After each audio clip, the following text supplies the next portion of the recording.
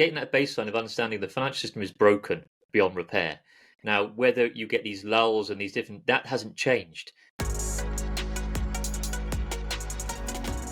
Signals of a recession on the way. Last week, we talked about some of the emerging news around central bank digital currencies and digital IDs off the back of the G20 meeting.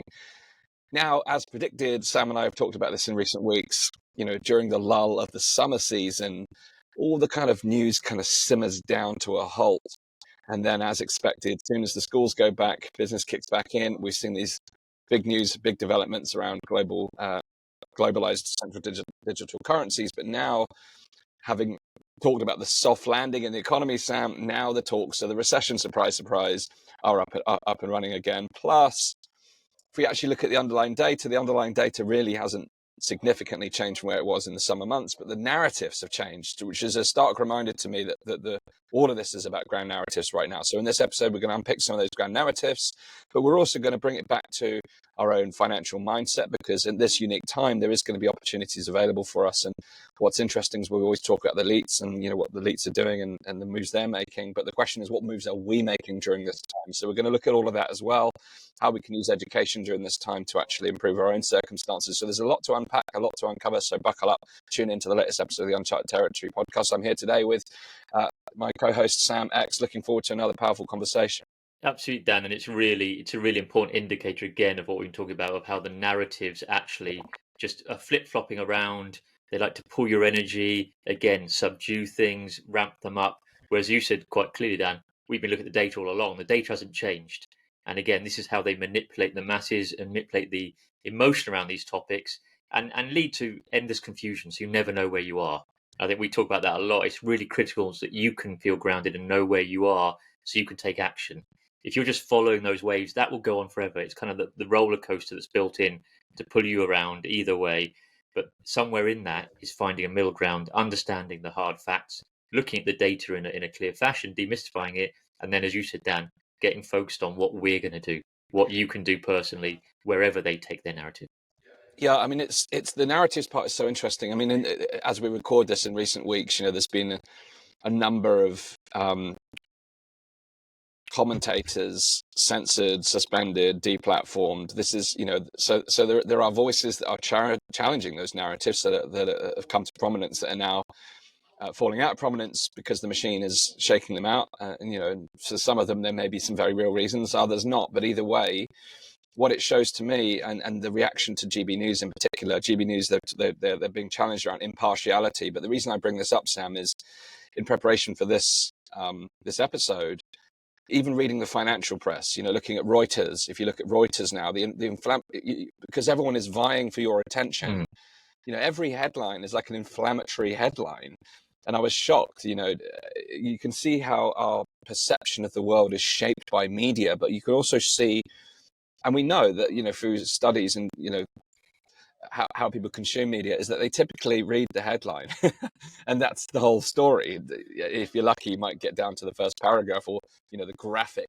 And as we know, like the shock graphics are increasingly used, this inflammatory nature. But I was absolutely, I was really surprised. So the reason I bring up GB News is because, I looked at the BBC, and how can the BBC don't really seem impartial to me. I've got a poll on Twitter right now running. We'll see the results of that. But just what shocked me is, you almost have this assumption that things like Reuters or Bloomberg will be more balanced and more nuanced, but they're all vying in the same pot for attention. And therefore, all of the headlines really stark, like inflammatory, sensationalist.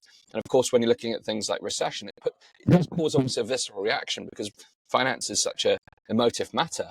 And that's why, I think these narratives are so powerful because they do create that emotionalized reaction. And therefore, in the last episode, if you haven't seen it yet, we actually talked a lot about how we choose to respond rather than how we react, because we could have spoken at length, Sam, about how to tackle the CBDC situation, the strategies. I can talk for days about strategy, but there's no point talking about strategy if we first don't handle how we respond and not react to the news, because that's what leads to us being pulled from pillar to post and brought deeper into fear, uncertainty, and doubt. Yeah, totally, Dan. And getting that baseline of understanding the financial system is broken beyond repair. Now, whether you get these lulls and these different, that hasn't changed. And I think, you talked about the summer there, Dan. We saw a huge spike in almost an interest in looking at different angles and being more aware of the banks. When we had the the Silicon Valley Bank collapse back in March, things ramped up. I always said that was interesting timing. You got Ides of March, and often leveraging that time of the year to launch bigger ideas and narratives around that in the spring. Then we see this lull in the summer, and again this narrative of a soft landing. But when you look at the figures, which is now shifting back to recession looming, you look at the figures, Dan. I was looking at this morning. Look, the debt to GDP ratio in the world is off the charts. Okay, and a lot of analysts would say that there's a tipping point where if your ratio is over 77%, there's kind of a point of no return. We're currently worldwide sitting at 327% ratio of debt to GDP, and even the first 6 months of 2023, the global debt grew by 10 trillion. Okay, and we've got the leading countries of US, France, the UK, and Japan, and absolutely spiraling out of control. That hasn't shifted all year. That's going on. So I think that's where it's important to get a baseline of understanding that's broken, look at scenarios rather than being lulled into false sense of security. Because I think that's what they do: spike emotion and then keep it calm and then spike you again. And that can lead to, not feeling grounded, understandably, and feeling confused and thinking, oh, maybe I've got more time. But trying to free yourself from those narratives, understand what game's being played by demystifying it, and then stay on a smoother track of understanding this is broken. There is no way back. They're going to try and massage ways and manipulate ways and corral people in certain behavior, but it is broken. It is beyond fix. So it's time to look at solutions regardless, rather than get tied up in what's coming, because there are always interesting things happening in discussions, but it's kind of like at a certain level, they're slightly cosmetic, Dan, aren't they? And they're going to be used politically. We talk about the upcoming US election. That's going to be used hugely. The economic sort of, game of back and forth. Who's going to get it under control? Who's going to get inflation under control? But almost like, I think you can be interested in that potentially, but free yourself from it and take good steps anyway, because so much going to go on. But essentially, the core problems exist and they need to be solved, and we need to get moving on them regardless. Yeah, and there's quite a few things to unpack there, and you went into a technical ratio, and I'll bring that on. And immediately, as you said, I actually have a parallel that's really relatable that I'll share. I'll come back to in a minute. If I forget, Sam, can you remind me? Because absolutely, I'm gonna go on a side rant for a minute. Because actually, what's fascinating about this, with all the conversation about recession, as I was reading all the the headlines and getting into some of the stories and the data in preparation for today's conversation in our workshop next week, I actually got really excited. And, for a lot of people, when they see those headlines, they see, doom, gloom, fears about what's going to happen to their money, their pension pots, and absolutely very real fears and concerns, because let's face it, if there is a recession, it will impact people. And I worked in the financial services industry, 07, 08, 09, and saw that real impact. But what I also saw is people who buried their head in the sand, and as a result, when they came out from the sand, their homes, literally their financial home was decimated. Some people literally lost their homes, and right now, I saw, in some of the data again, that mortgage arrears are now at their highest point since 2016. People talking about heat and heat last winter rather, and really, I spoke to an estate agent a month ago. They were saying, they really predict some really heavy moves in the property market because of these recessionary pressures, which means that people won't be able to afford their mortgages. People are still coming off fixed mortgages, etc. But that's a bit of a digression. But what I noted during that time of the previous recession is how some people, the ones that didn't bury their head in the sands, the ones that took a look around, see how the landscape was changing, because really the map is changing. Mm. And then therefore, to make a different decision, you need to, as you talked about at the beginning, Sam, is ground yourself, recognize where you are so that you can actually chart your own path within this uncharted territory. Now, the other thing that's struck me about the recession, I see it like a storm, and I thought, what? Because I didn't know this, and I did very brief, and I'm sure there's more I could learn here, but I was really curious about what roles actual physical storms, hurricanes and thunderstorms, etc. What role do they actually play in the ecosystem? Because it's fascinating to watch my dear son Zach, 2 years old. There was a thunder and lightning recently. We've got these bifold doors in our lounge, and he was stood like glued to the windows, watching these lightning flashes and loving these claps of the thunder. Like rain was coming down, he was going, big rain, big rain. Yeah. And it's pure curiosity, Dan, which is great. Is a great, he's leading by example. We need to get back to that state. Even when we look at the financial state, get curious rather than be a fear. He's just in curiosity, and that's an important message to all of us. It is, but it's not just the curiosity. The curiosity, my own curiosity, and it's father like son here. I was curious, what role do storms play in nature? And I read about hurricanes, and what's really interesting is hurricanes, what they do is they move heat from warm equatorial regions towards the cold polar regions. And effectively, they act as these engines that convert energy from warm air to powerful winds and waves.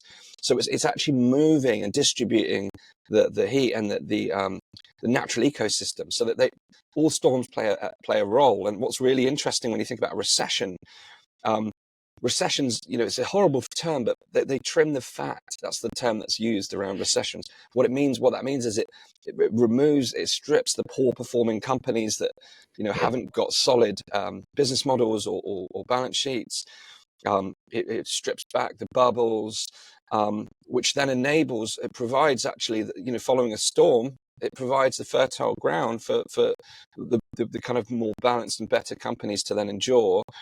And post economic recession, what we normally see is the economic resources are more efficiently allocated, and that's where we see then a boom, like the next boom cycle, the next prosperous. So, for a number of reasons, it's important that if you look at recession, you can choose. Again, it comes to what we talked about last week. You can either react and panic, put your head under the sand, hope it all goes away, batten down the hatches, and when the storm's over, come up to make sure your property's still there.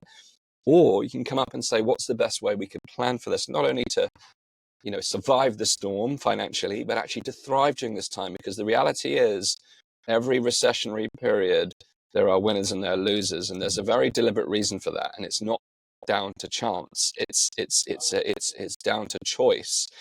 So, what I'm excited to explore, and that's what we're very excited to explore, is not just within these conversations, Sam, but within our Navigating the Financial Reset program. We're having conversations around this. Recently we had a scenario planning workshop where we looked at what moves can you make in preparation for and during the next financial shock, because all indicators are there. And as we go through, Sam, we can touch on some more of the indicators. But preparation now, and getting excited about the changes. Do you want to be the one that's drowned out by the storm, or are you going to be the one that thrives? You're going to be the one that weathers the storm. And this is why I think it's a really fascinating time. Turn it and it's a perfect analogy, Dan, because I was just thinking that when a storm's coming, say you were out at sea, you're mapping it, charting it. It's all about where you position yourself, and the same is here in any financial markets. That I think just highlighting those simple facts that I think can bamboozle people and designed to that. When you see something's been wiped off a certain market, it hasn't disappeared. This is just moving. You talked about the air moving and different flows and the currents in those storms. Same things happen in financial markets. At its core, and I'm going to sort of deeper below money. Value in our world does not disappear.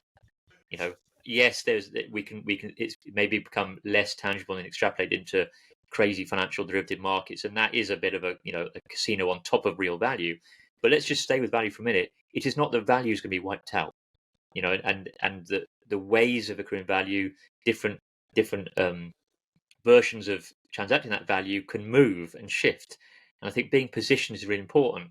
And I think we've heard it a lot, Dan, and I hear it with clients, and I hear it when I give talks, that people are scared by the markets, and they think I don't want to the volatility. It's not part of my character to be involved in volatile assets, or feel like it's really confusing.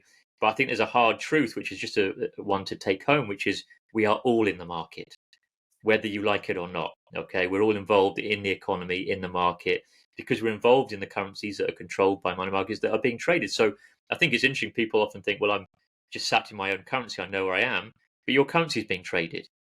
Currencies rise and fall based on how they're being traded, being speculated upon. So you're in that market, you're in that chart. But often people don't understand that.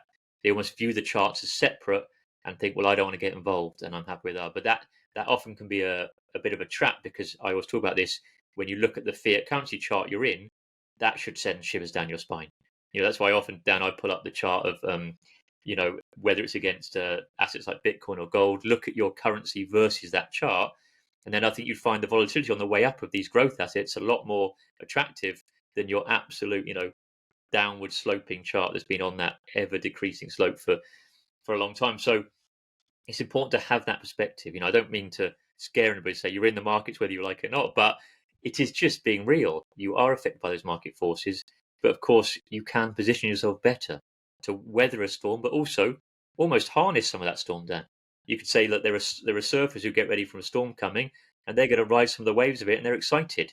They're not going to paddle out into the eye of the storm and say that's where I'm going to be, or maybe actually right in the eye is the calm bit, right in the middle.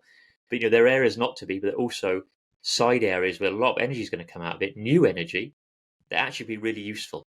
And I think part of the energy also is looking to the new, Dan, and we have the awareness. A lot of our viewers here and people we work with that that there is a storm coming. And so using that awareness to our advantage is really important. I always say this in the kind of freedom movement. We hold a lot of very heavy knowledge and a lot of heavy awareness that can be really tough to carry. But in this instance, it actually is a benefit because we do have a great awareness. We do, like you said, we do see through these narratives that are pulling people around, and we do see a more grounded picture. Therefore, we do have more tools to pivot and act ahead of time.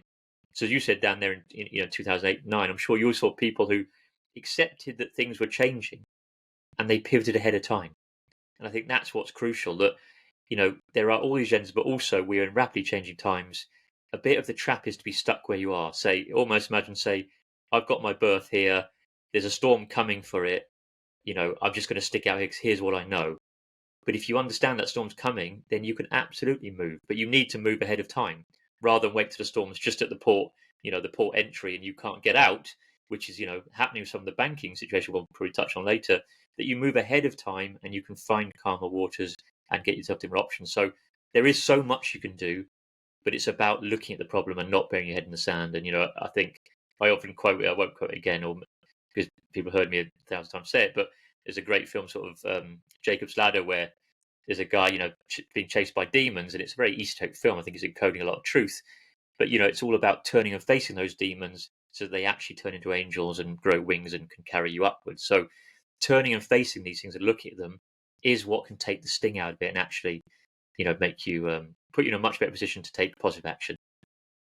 Yeah, so much there, Sam. So I think, the point around markets you've made is really firstly an important one to underscore, because you're absolutely right. When people think of markets, they think of, the stocks and shares or, the financial markets, but you're absolutely right. Even if you were to detach from the kind of banking system, if you will, trading, as you've used the example before, like mangoes on a beach, you're still trading. That is a market, and if you're trading mangoes for, some other produce, what goes into creating that produce would determine the value of that produce. So you maybe, you'll see like if the price of energy increases, then, if pineapples are more energy intensive, unlikely, but if they were, then you would see that the exchange would change. So it's important to recognize that we're always in the market.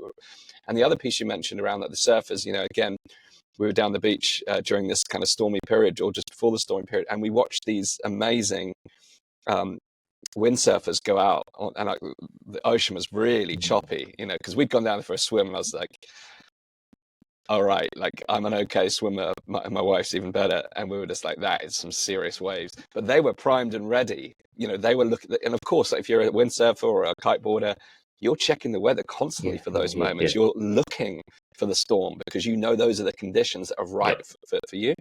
And it's the same for those in the financial markets, in business. Those that are acutely aware of the cycles can really understand the moves that can be made to radically shift their own circumstances during those times. Yes, it comes with some risk, and volatility is an interesting one. Volatility always exists, and it's understandable that with volatility comes risk, comes uncertainty. That can create fear within us, of course. Similarly, we decided not to swim that day. Genuine fear, like I don't know if I could swim in those conditions. Like I don't know. Like, and the payoff of swimming that day versus going tomorrow when it was not worth it. But in other cases, we'll look at, actually the risk there is, I can see the risk, I understand the risk, but the opportunity for reward is far greater. So if I'd been windsurfing that day, I may have made a different choice. I don't windsurf right now, but if I did. But that analogy is important because volatility, particularly when we talk about things like digital assets and crypto, that's right now, it's an unregulated market, therefore there is a lot more volatility in the market. But interestingly, for some people, that's a reason not to enter the market because they like to stay comfortable. And understandably, if you've worked all your life to, come to a certain position, and then you don't necessarily want to risk your assets at that point. But everyone has different attitudes to risk, and that's one of the very first things we talked about in the Navigating the Financial Reset workshops, is that understanding your risk profile is one of the first steps to navigate, self-understanding as well as external navigating. But for many, they see that risk and they see that as opportunity, because where there's higher risk, there's typically higher reward. And again, depending on your risk profile, your aspirations, your goals, will depend on whether you'll enter those markets. Now, to compare high risk with gambling is, I understand why you might make that assertion, but really it's making calculated moves that are investing in real assets over the long term. And in this period in time, already things like Bitcoin, we talked about that in the last workshop, we talked about it on our recent podcast. Many people are citing this as a possible recession hedge. Now, it's a new asset. It's not like gold, where we know that gold is consistently turned to during times of economic uncertainty, as with other precious metals. But early signs shows that things like Bitcoin, it's referenced to things like digital equivalent of gold. People are seeing it as a hedge, but not just a hedge against inflation. It's also seen as a hedge against the financial reset, a hedge against increasing centralization, a hedge against central bank digital currencies. But again, there's two typical variables, Sam, that stop people from entering. One or three: the fear of the technology itself, or the complexities. Secondly, the volatility. And then thirdly, just a generalized fear around digital and the fact that all roads could lead to programmable social credit type environments, which all three are very real fears. But if those fears stop us from accessing it, we're actually then stopping ourselves from the potential gains that can be realized in the next period of time of growth, if that's your current aspiration and goal. But secondly, and importantly, where there are new alternatives to these centralized fiat systems that are literally stacked on debt, that are literally controlled and manipulated to the point where the house always wins. If you want to use a gambling analogy, the house is always winning when it comes to the fiat system. Then if we discount digital solutions, then we're really leaving a lot of opportunity on the table. And that opportunity, who are we leaving it for? We're leaving it for the exact same players who manipulate the very markets that we're currently encumbered within. So there's such an exciting period, and it's really about understanding all those options. But we're not here to advocate for any particular asset, Sam. We're not here to say, oh, go big. There are people out there doing that. We're out there saying, educate yourself, understand the terrain, but also understand yourself, understand your own risk profile, understand your goals and aspirations, understand your stage of life, understand what path you're on right now, so you can make informed decisions. It's important to understand both aspects of the inner and outer relationship with the market. See where you are as a surfer. Are you a big wave surfer going to paddle out with a jet ski at Nazare? Are you a nice middle wave surfer? Are you a stand-up paddle yoga person who wants to in a nice calm port? And there are options for everybody. Beach dweller. Are you a beach dweller? Are you just watching from the cafe? So there, and we joke, but there are options, and you do have to place yourself where you are and look at your actually, and that obviously there's growth built on that, Dan, because you might start off as a paddleboarder, and then you might do some small waves and some bigger waves. So again, that's part of the learning process. But you're absolutely right. The education is key, because when we talk about that volatility, Dan, I think a lot of people just hear about the massive swings and they don't understand any more about it.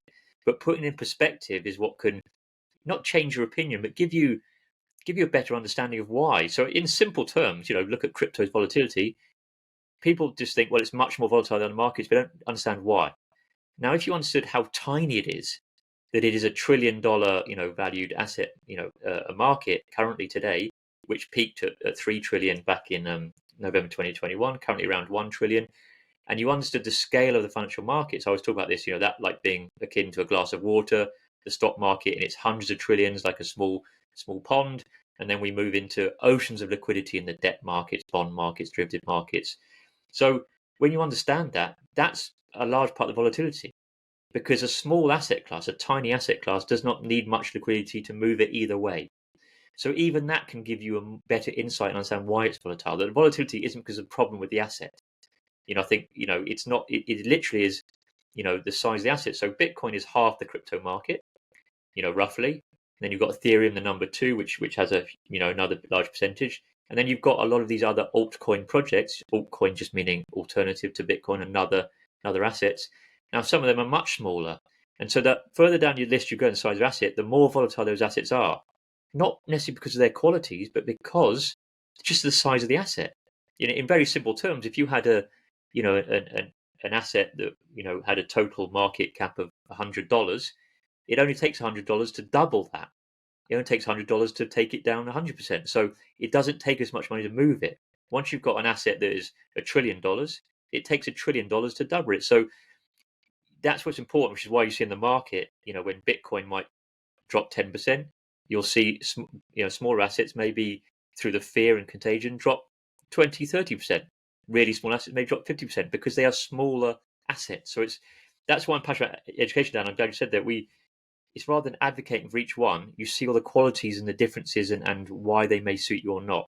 So exactly that. People are scared by volatility downwards, but also what's very attractive about that market is because it is a nascent market that's so tiny, but many people's thesis, mine included, and, stand on the shoulder of many giants, is not just me pontificating, that this is a huge future tech space. The whole crypto market, the blockchain for good, bad, and ugly, and it's tiny. So, the .com was very volatile back in, 2000, and initially it peaked at 3 trillion. And when the .com bubble burst, it dropped. Most of its stocks in there dropped 95%, including some of the giants of today. And like you said, Dan, in that kind of, boom and bust cycle, there was a clear out. A lot of companies had no utility, were just riding a wave, but, didn't have the capabilities to keep riding waves, probably, rode down the front of the wave and crashed and burned. They didn't come back. But the same will happen in crypto. But that market went back down to, below $1 trillion. And now look at today. And that's where that curve, the .com bubble today is almost, you can't even see it on the chart. And because that's where we are today. I'm trying to, up there. So I think it's understanding where these asset classes are, the pros and cons of them, and how they can help you. So you're absolutely right, Dan, is getting a clear idea rather than just hearing a snippet of news. Because I think even when people for the first time come to Bitcoin, usually they will not have had the perspective of seeing its growth over time.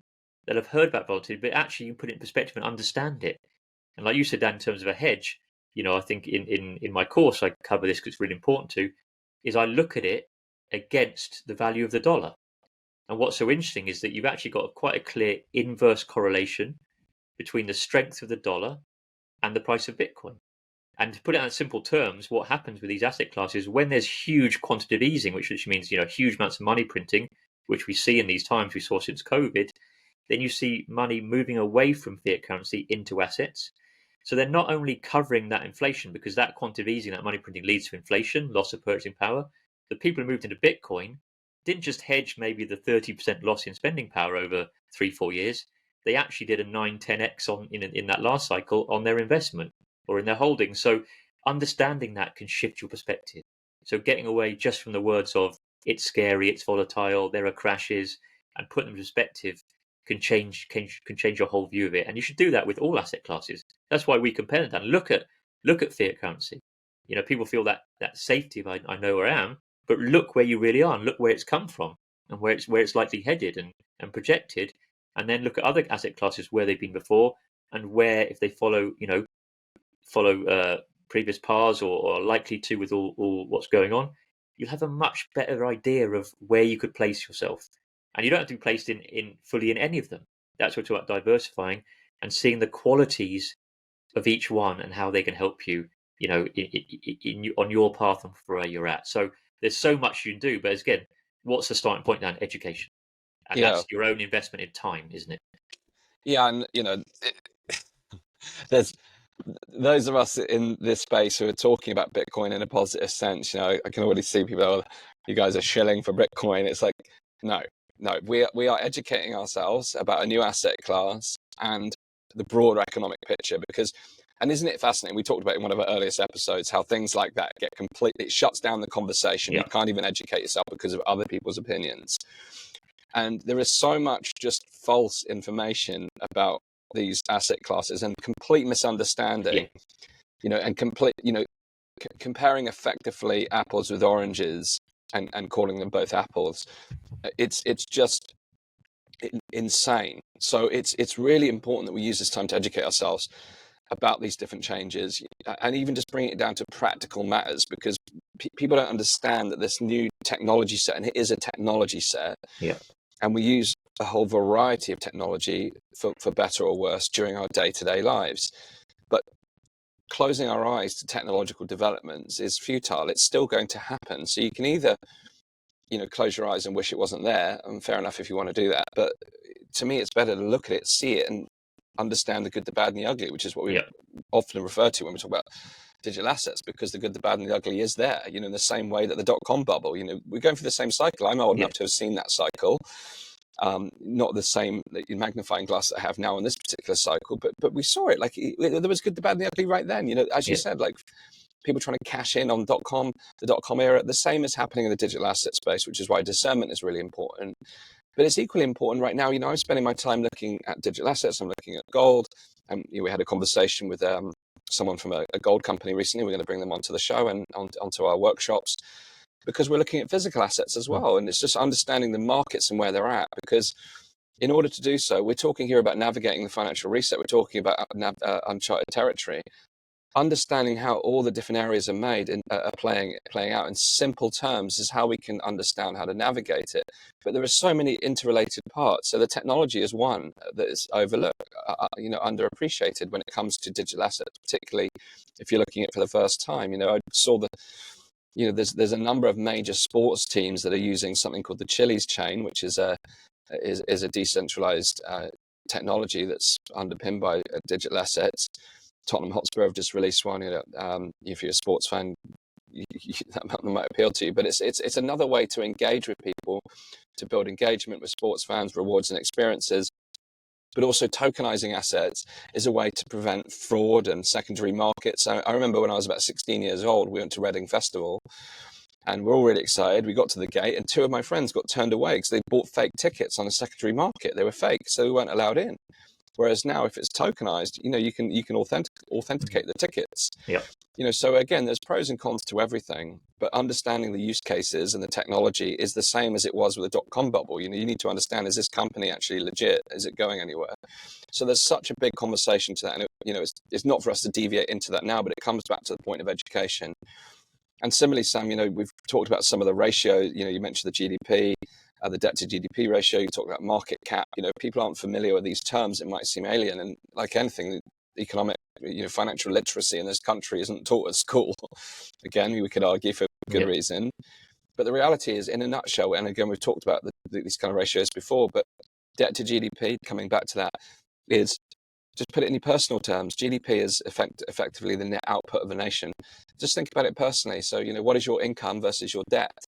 And you would understand in your own life, if your debt radically out is far greater than the amount you earn, at some point that's going to get tricky to repay. Now, in a nutshell, the wider economy is buried in trillions of debt. And we've been through a huge period of really cheap debt, almost 0%. We had close to 0% interest rates, but now the cost of debt is rising. The fact is, the economy isn't built to handle these interest rate rises, which we're seeing, to curb inflation. But here we are, every day we're getting, potentially closer to that recessionary point, which could lead to a full financial crisis. And ultimately, this is driven by the fact that the legacy system is built on a bubble of debt that is accelerating. And we're still seeing the countries print money like crazy, increasing the interest rates to try and tackle inflation, even if they've, stabilized for a while. But, the reality is, these government deficits driven by debt, it is creating inflationary pressures in itself. So it's the machine. You could see the rumblings in the machine. And Deutsche Bank have just done a study, Sam, which they looked at like 150 years worth of recession data to look at what the kind of the primary indicators are pre-recession. And we touched upon some of these indicators in one of our Navigating the Financial Reset workshops recently, which they're all recorded in the vault if you're interested. But there were 4 things they identified. One is rapidly rising short-term interest rates. Check, we're seeing that. 2 is surging inflation. Check, we're seeing that. 3 is inversions of the yield curve, and again, putting that in simple terms, we're talking about bonds, government bonds, is where the long-term bond price is lower than the short-term price. That's where the yield is inverted, because normally you get a lower interest rate on the short term and a higher interest rate on the long term bonds because of, there's greater certainty over the long time. Because there's such great uncertainty now, and there's projections because of inflation that money's going to be worth less over the long term, the yield curve is inverted. And then fourthly is the oil price. Now, we've just seen massive increase in the oil prices. So those are the four major recessionary indicators identified in the study by Deutsche Bank, and all four are flashing red. Yeah. In addition to that, we've got obviously the mortgage rates going up, people's renewals, the arrears going up. We're seeing in the commercial markets, like post-COVID, loads of commercial companies they're moving out of the office market. So we've got all this commercial real estate that's not selling, again, backed by huge amounts of debt. Credit card interest rates, like the average interest rate is now like 21%. So again, people were borrowing freely during this like low interest rate environment, but now all the variable debt is spiraling. So people's cost of living went up due to energy prices, therefore knocking onto foods or all our normal day-to-day commodities. And now debt prices are insane. So as a result, it's going to surely, we can all see that that's a bubble that's got to burst at some point. But again, knowing that now, regardless of your current circumstances, you can look at the bigger picture, but you can also look at your own picture and say, well, what can I do today to maximize my opportunities tomorrow? Because that's what financial education is all about. And, I'm 39, turning 40 years old, and it's taken me, and I studied economics, I've worked in financial services, but none of that prepared me for what I'm learning now about the way the world works. In fact, the economics degree did give me a grounding in how the world works, and financial services showed me how the machine works. And now my later work shows me how all this relates to the average person and what we can do to navigate these choppy waters. Because it looks like, in all intents and purposes, sound that they're going to get choppier. So you need to decide what your strategy is and how you're going to cope with that. And that's something you can either get worried about or you can get excited about. And I choose the latter because it's a lot more fun, but it spikes that curiosity that we talked about that I see in my son. And, hopefully, it's genetically encoded because of my natural curiosity, or at least, he's on his own path. But now is time to get curious. Now is time to learn. And if we're discounting possible opportunities because of what someone says or the possible long-term implications before they've even been realized, then we're shooting ourselves in the foot. So, this show is really about understanding. We've created this entire segment for you and I to come together primarily to look at the economics, the financials, and the prosperity. But underpinning all of that is our own relationship to that and how we navigate it, because the external world is going to do the external world, but what are you going to do, and what's going to happen in your internal world? And I mean that in terms of your mindset, your attitude, your behaviors, and the actions and results that you get over this period of time. Yeah, totally, Dan. And there's so much in there. Like, we've always talked about it. I'm not pro tech even, or pro. I actually support somebody who decides my path is to eschew tech, and that is a really noble. If that suits you and where you're going and what you want to do and get back to the land, then that's a path. That's great. That's what you need to do. But it's kind of like within that spectrum of tech, there are better solutions.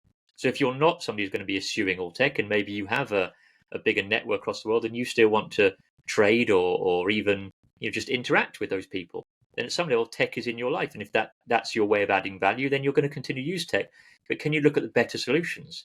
So we even look at eschewing really railing against the sort of tech giants. Well, there are, as we've discussed, there are decentralized solutions even in terms of your web browser. Yes. So that took education to say, and that's built on blockchain technology. So again, that's using the underlying tech, but using it, harnessing it for the good way, surfing the wave in your direction rather than being smashed by the wave. So I think it's looking at that within this spectrum of technology, what can I harness and use for positive purposes, and what gives me extra tools, rather than just completely lumping it all in the same boat. Because there's the full spectrum of energy within these things, as there is the internet. So many people are, their connection today and waking up to what's going on and having community and building that, they've met through that internet. Yes. So there again, what the technology can be used, it depends on your intention behind it, and using it creatively and getting educated about it. And then looking at the storms, you actually wrote down. I'm not promoting anyone should look at trade, being a trader, but there are lots of people who are clued up about the markets who are absolutely excited about a storm coming, because they know that's full of opportunity. And the other factor is I see a lot of people through fear and not looking at it, almost harking to stay where we are. Without kind of owning, well, it is a broken system based on with huge debts in the system, that yes, this is an opportunity to look at new solutions and almost to get our own house in order and look towards creating the new. Because what's going to happen in this kind of, this cycle of, like you said, clearing a lot of stuff out, and it is almost like the agricultural old cycles of, slash and burn, time for new energy, there'll be a bit of a boom. The power structures that has, they've got their plans for that new energy. So they are going to slash and burn this old system, which has to be slash and burn. There is no stopping that. It's just that they are really building their future solutions the way they want to grow out of this. But the slash and burn is going to happen. This is the right time for us to plant our fresh seeds, get our own fields going, understand that. So rather just view this as a thing that's happening to us, it's an event that's happening, but it's the biggest opportunity for us to look at our own position, look at our own systems, how we move value, how what our kind of economies look like, and actually build the new. So it's an exciting time, but we have to grasp that down, because if we remain passive, absolutely the power structure, which do have a lot of pieces in place, are absolutely they've already, I'd argue, already built their structure to fit into to take the place of the old one.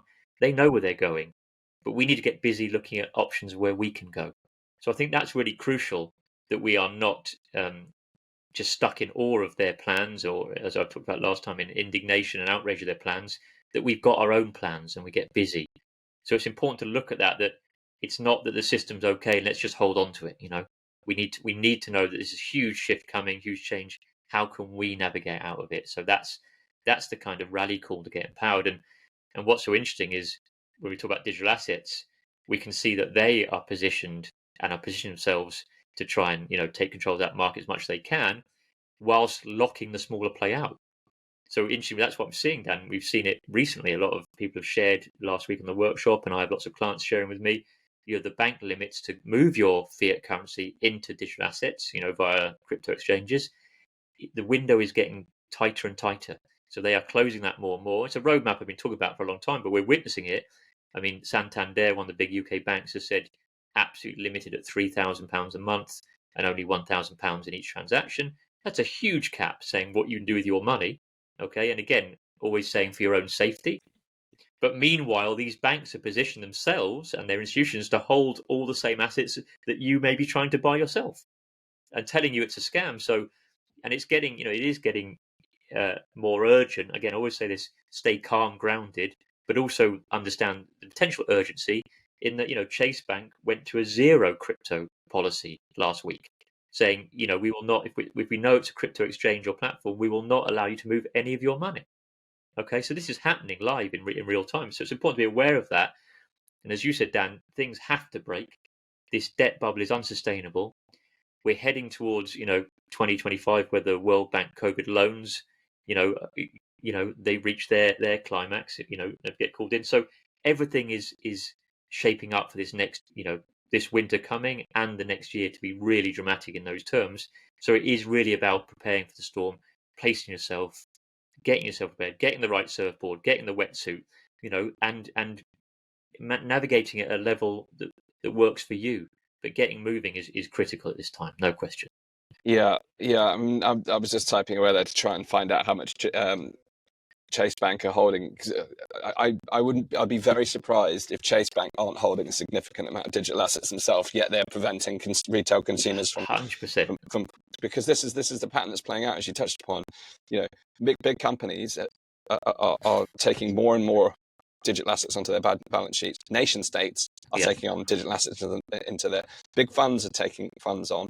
So the big players, it seems, are finding it easier to enter into these markets, yet the consumers, you and I, more and more restrictions. Now, here's an important point. Regardless of what you think about Bitcoin, digital assets, crypto, you can be completely against them, but you can also be against the banking restriction of how you use your money, because you don't have to stand for any of these assets, but surely standing for freedom of choice about how you use your money, because increasingly, again, we're seeing this authoritarian tendency, this safetyism creeping into every aspect of our lives. And Dan, just to hark back to, we had a meeting last week. You touched on it with bullion dealers who are finding the same issue. Yes. They're almost going to potentially look at having to have contact with bank managers because standard, move some fiat into precious metals, a well-established, structure that's been around a long time. But still, what's the real motive there? It looks like it's getting harder to move out of the fiat system. That's where they want you. But also look at this. What are some of the assets that are most likely to be the most effective inflation hedges right now? The recession-proof hedges. Probably Bitcoin, gold, and others. And again, It's not a prediction. This is not financial advice. Don't take this as But I'm just making the point. Why are these institutions making it harder for you to buy the assets? Are the ones that are likely to outperform other assets during a recessionary period? The big players. Of course, we talked about how recessions always, flush out the tide. Interesting during the time. Just to put people in the picture, I'm in Penzance right now recording this. I'm overlooking Penzance Harbour recording this, and during the time that we've recorded this, the tide has gone out, and I've literally seen the sludge, and it's the same. The tide is going to go out and reveal the kind of wash out some players. But what's interesting is, why is it always the bigger players that have the opportunities? Now, it's not just the knowledge. That knowledge is the first step. Knowledge is the first step to be able to access these opportunities. But then there's the practical steps, and we know whether it's gold or Bitcoin or other asset classes, even property, quite frankly, property investment, property development, etc. I know people in my close friendship group are involved in those industries, either as investors themselves or trainers and investors. And there's complexities to it. There's a knowledge gap, and the more we can shrink that knowledge gap, the more empowered we become. But the more we recognize the market mechanisms aren't playing in our favor. So to use that casino analogy, the deck is stacked in the house's favor, but there are ways that we can learn to win in any market, actually, in any market conditions, because there are always winners and losers in every market conditions. And you'll find those who understand how to play their hand during the course of a prosperity period of boom and prosperity, and the cycles of inevitable recession and bust. But it's important also to note, Sam, obviously you and I are paying close attention to the macro environment, and we also are paying very close attention to the agendas that are kind of almost anti-human agendas. The reality is a lot of these legacy big players are also going to be in for a shock, because these recessionary periods also kick out some of the big players, that have taken their prosperity for granted. They haven't innovated. Every technological life cycle, we're talking about some of the stuff at the early stage of adoption in this conversation. But we're also now looking at some of the industries that are in decline. And what happened during the last recession is some of the big players, some of the most influential players were hit in ways they couldn't even imagine. So again, this storm that is coming will not only shake things up for everyone, it will knock out likely some of the legacy players who are perhaps have overextended their influence on the nature of the world. Many of these bigger companies, as we've talked about in our episode on ESG, have been turning their attention to more politicized matters, not necessarily political, and therefore taking their eye off the ball in terms of what really matters. Because you can make ESG your primary goal. And again, I have nothing against doing things that help nature or good governance, but the ESG agenda is not about those things. If you want to know my views on that, go and look at our previous episode. In fact, it's a must-watch, Sam. It's a must-watch episode, the ESG episode we did. But as a result, people have taken their attention off the metrics that keep businesses alive, and it's almost like paying attention to your nutrition, but doing nothing to support your body and failing to sleep. These vitals are important, and the vital signs will be tested during this time, and we will see huge shifts and inevitably. And I think this is again why I'm excited beyond just the financial shift. It's actually, I think this will bring about some of the necessary political and power structure shifts that we've all been looking for. Again, that's not hopium, because it's not automatic, in the absence of any alternative or replacements, because every time I see people say what's needed right now, it's like, well, we need to get rid of the current leadership. 99% of the world's elite need to be removed. It's like, well, and replaced by whom? And with what? What solutions? We've seen the fall of dictators over time will show that often the end result is no better than what was there previously. You leave a vacuum there, then that energy will quick to fill it. And I think if you've very, very strong points. If you're stagnant, if you're not evolving, you will get left behind. So you're absolutely right. There'll be legacy players who are not evolving, but people who see what's coming a little bit more, see we are in change times. You can do great. You can do good things by being slightly ahead of that curve. And it's so interesting, of course, when you understand asset classes, just going back to the banks, kind of trapping, people for their own safety and fear. I've often talked about it. What is one of the biggest controlling factors in our world is debt. The use of debt as control, and fiat is a debt-based system. Okay, so they want to keep you for your own safety in a debt-based system for the control, and gold and Bitcoin are not at all built on debt. They are the antithesis of that. So interesting to show they don't want you to leave the debt-based system where they control you and keep you locked in there. So just looking at that shows you where they want you. They absolutely want you in fiat currency and want you to stay in that system, because that's where the ultimate control comes. And again, when I talk about these assets, there are pros and cons to all of them, but look, you're talking about the most centralized asset going when you talk about fiat currency in any form. Yes, I say cash is better, obviously, at home than in the bank, but it's still the most centralized asset going, controlled. The supply is controlled centrally. The policy around it is controlled. The money printing is controlled. And also at the most extreme level, its ability to be legal tender is controlled. So bearing in mind that aspect about cash is, and that's where they want to keep you.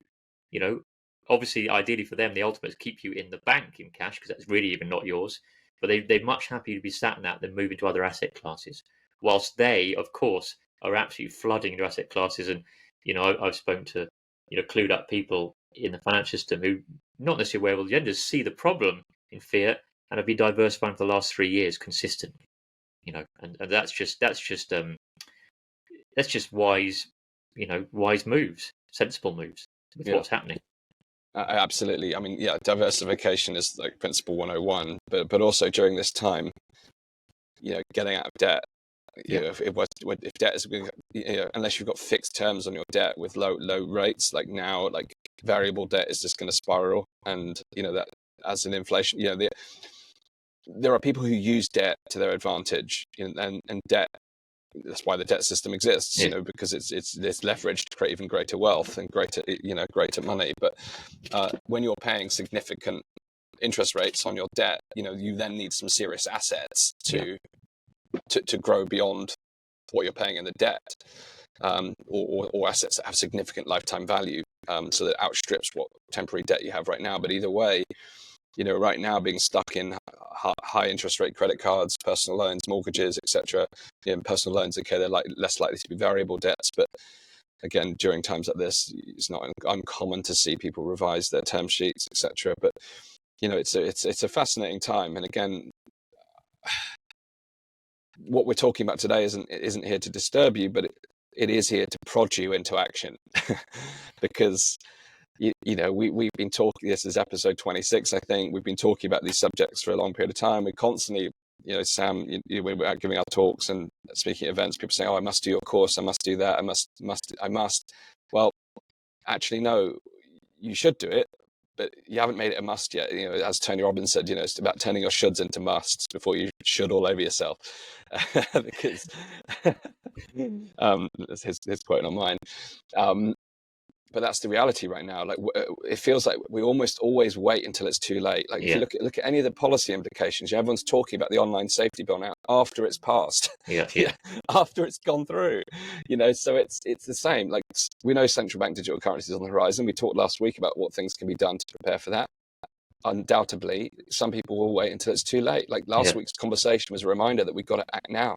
The same is true. If you can see a storm coming, what are you going to do? Wait till it hits your house? This is a nudge for you. Like, again, a prod. Let's not use the term nudge. And I'd say, Dan, I don't think we're disturbing anybody. Everyone's disturbed already. Yes. But the point is being, if and I mean, like, you've been disturbed already, but often that disturbance just goes on because you're not taking the action. And I know for myself and work with a lot of people that moving to action, it just makes people feel better regardless, because they've got the ball rolling. They're taking some steps, and it doesn't have to be the ultimate step, but just taking a step forward out of paralysis, getting in motion is what's great, because things come from being in motion. Nothing comes from just standing still and being in paralysis. There's no opportunities. So being in motion and learning, actually, doors will open. We didn't even realize doors existed. Options will come in. You have to be open to those ideas and in motion, moving towards them for those things to appear. And I think that's what's really important, that getting out of fear into creativity. I always say that, the creative energy is one of the most powerful, and that's where they don't want you. They want you in fear. So getting into creation however you can, whatever shifts you there, is going to transform your experience of it. So I was trying to say, I don't view this a financial reset as a negative thing. It just is. This is playing out. Yes, there are lots of agendas who want to put a negative slant on our freedoms or whatever, but we've said that before. The tricksters are the tricksters. They're going to continue. What can we do? And there's plenty we can do. And so much of their agenda relies on us not taking action and staying in fear and not being creative. So absolutely, Dan. I do see it a lot. I see people getting the energy of it. I give talks and they're energized and start to say, hang on, this is opportunity here. We move, but often there's so much going on that they can fall out of that. But if you feel that that's you and that you're still stressed by it, I would say, yeah, now is the time to take that action. And again, as you said, Dan, we know the storm's coming. You say there are no guarantees in life apart from, I tell you, I guarantee the storm is coming. The Titanic is going down in some form. That is guaranteed. Therefore, why wait for it to start tilting in the water and there to be mass panic where literally you are scrambling for the exits? And talk about the bank. We see the exit doors, closing, and that's happening. Do you want to wait till they've really closed and then you can go, I can't move my money out at all? So I think, yeah, time is of the essence, and get moving and take those practical steps. And the first step, that being education. Yes. 100%, because then you're not leaping into the another unknown, because that's where people can almost their stress levels don't decrease because they feel they're in unknown waters and they jump into other ones because somebody else has said that. Just getting a baseline education and a framework around them can make those moves really empowering, and that's the difference. Yeah, I mean, again, look at human dynamics here. Inevitably there is fear, uncertainty, and doubt in the market, and therefore people look for comfort. They actually do look, for safety. That's why one of the primal drivers that have played out the last few years, and people look for the nearest source of authority to get that safety, but they also look for what's comfortable, and that's also what's led to this kind of idea of bet the devil you know. Like it's a cliche, but I literally had someone email me off the back of one of our recent promotions for our workshop on the Bitcoin halving event that's coming next year and why that's important to be aware of.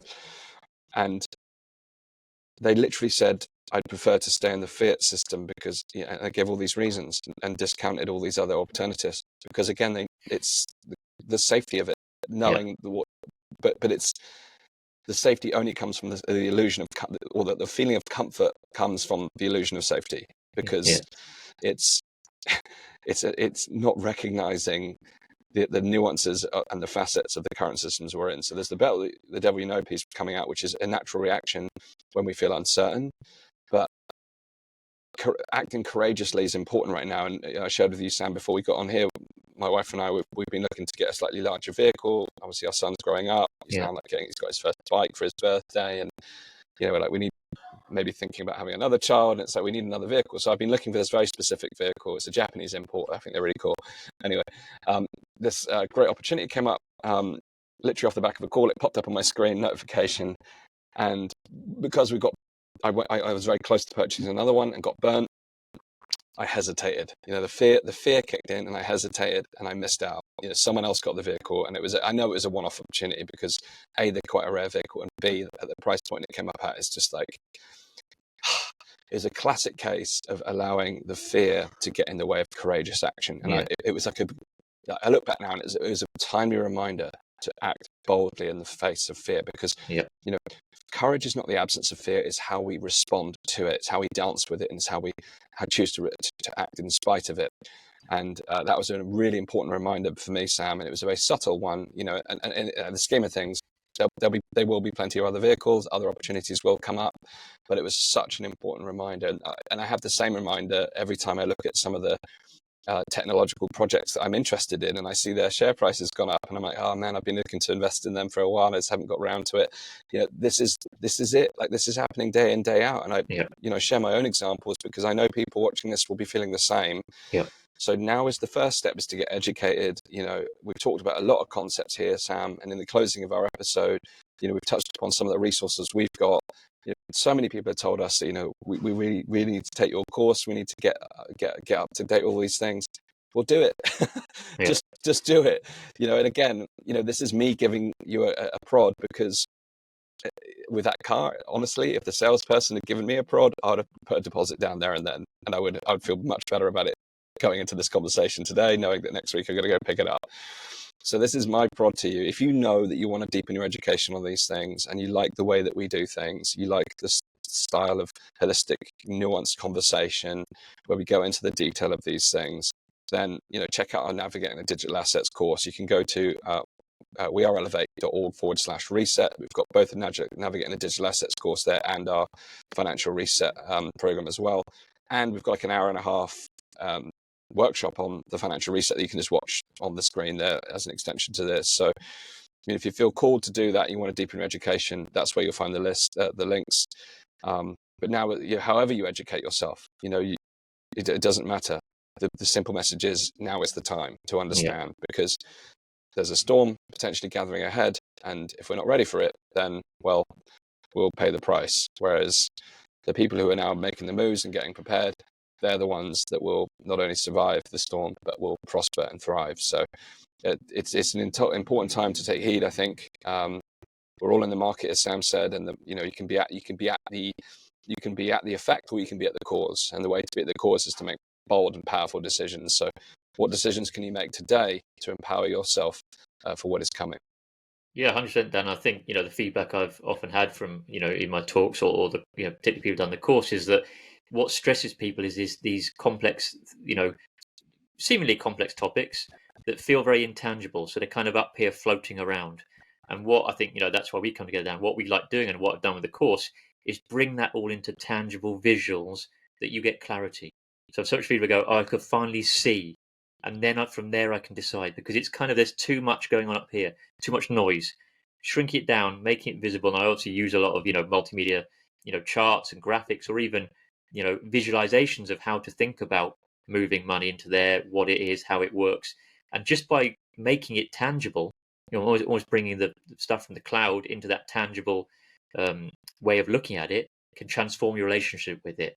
And that's why I've, also designed the kind of infographic I've done, like the ecosystems. You would see it because people are already, have an ecosystem in their own banking, but they almost think, well, crypto, I can't have that. I can't understand. It's too out there. It's very similar, but again, greater decentralization, greater options, self-custody. So I think then once you can see clearly the reasons, the pros and cons of all the different systems, then you can take a ground decision yourself, not based on anybody else saying do it or don't do it. And then you can decide where you want to go from there. So I think that is hopefully the gift I can give of education and getting that clear. And you can get through that course in 4 hours and then move forward, and move forward on your own path from there, and take that kind of free floating stress around this topic away, transform it into action.